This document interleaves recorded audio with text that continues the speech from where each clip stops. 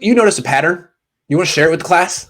It's Yeah, uplifting. the pattern is that we've got some injury concerns with this organization going on at our star pass catchers, and it seems to be a mix of body type and physical playing style to me. Right, you have both of our wideouts that seem to be prone to soft tissue injuries, and then you have Kittle, Juice, Mostert, who all have this highly physical playing style that leads to injury.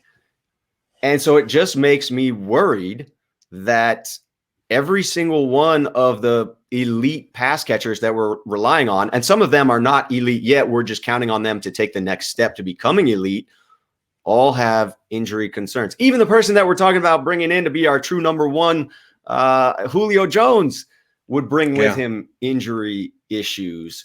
Yeah. And I get the idea of people being tired of talking about injury, and I wish that we could stop talking about it.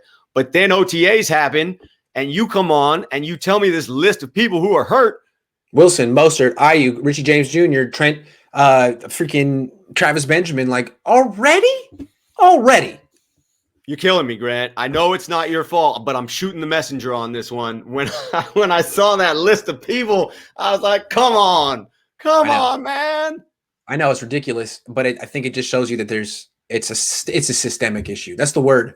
That was the word of 2020, systemic. It's a systemic issue on the 49ers. And it's not like you can pay lip service to it. You can say, we're going to throw a rally. We're going to raise awareness. Nah, man, you got injury problems. And it's embedded. Yep.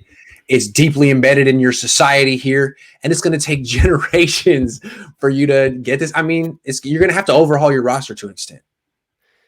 And I think fans also will have to come to grips with the fact that there are players on the 49ers roster who are special because of the way that they play, and the way that they play will lead to injury. So I think for us fans, for me personally, I need to just accept the fact that Kittle plays in a way that's going to lead to injuries. It's what makes him so special.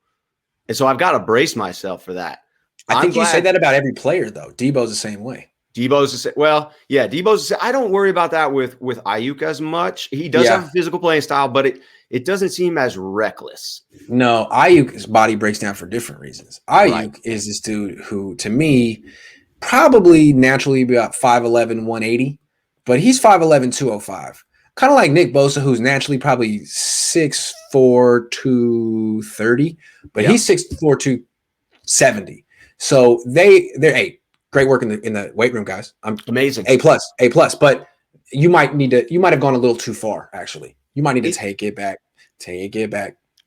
Dial it back just a little bit. Take it back from 11. You win all the awards in the weight room, guys. Just because the dial goes to 11 doesn't mean you got to turn it up to 11. That's what I'm saying. That's exactly what I'm saying about Ayuk and Bosa. Yeah. Take it back from an 11.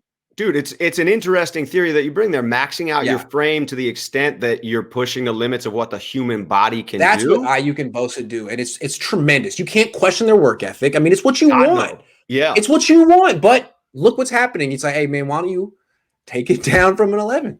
Yeah. Maybe get on the TB12 thing, right? Work on flexibility, work on these things that aren't when you turn up the music in your car too high and it starts clipping. Yeah. That's them right now. Like, just, you're going to blow out your eardrums. Good. Too much. Yeah. Too much. Back down. Yeah. Just bring it down a hair. That's right. Bring it down. You're in the red. You're like, bring it back to the yellow. Yeah. I'm glad that the organization did a good job of acknowledging it. It seemed from the draft picks this year, it sure seemed like they drifted towards safe core players that are about time. Yeah. Maybe about time. Is too late in that regard. But I get it. I get why Kyle and John chase these dudes that are so special, because when they're healthy, they're elite. I think, to me, Mostert is a great example of that. And it's such a shame that we got caught up in the should he start question. Like, who cares if he's in there for the first play of the game? If he's in for the 10 most impactful plays of the game, he's the most important running back on the field, just because he's not the starter. But unfortunately, we've given importance to that term, and whether it's right or not, that does matter. And so I'm on the side of, great, put him out there for the first snap and then take him off the field and use him for 10 or 12 carries a game, because he's too important to give him 18 carries a game. Agree. Will Craig says, I don't see how the training staff still has a job after all these injuries. Injury prone or not, there's injury prevention techniques out there.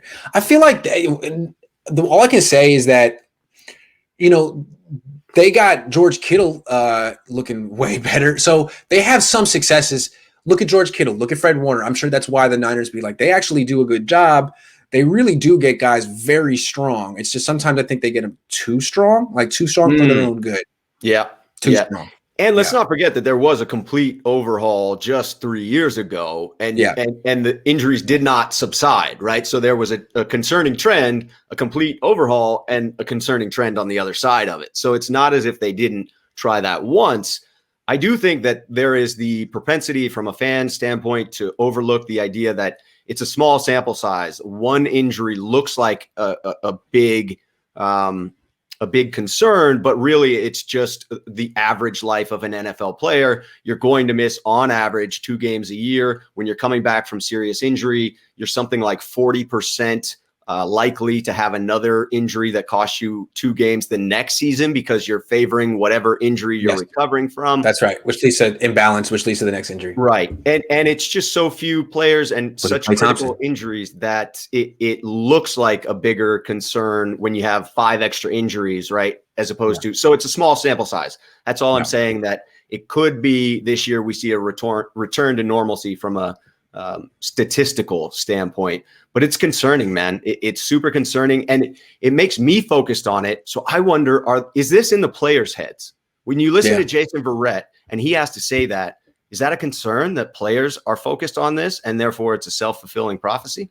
Right. It's all they talk about. It's all they think about. Yeah, it's possible. But they always talk about the Niners having like the best weapons in the league.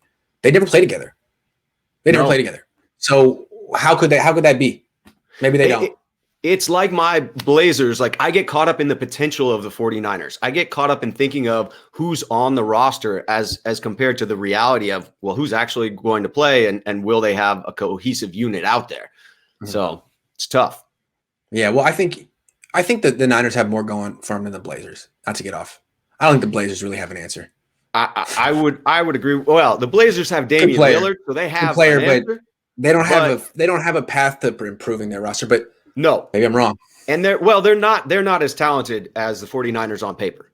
No, that's for sure. No, they're not. So you got that going for you 49ers fans. Sorry that had to come at your expense, but I mean, you're kind of got dual allegiances here. Anyway, that's our show. Love this show. Thanks for doing it with me, Rob.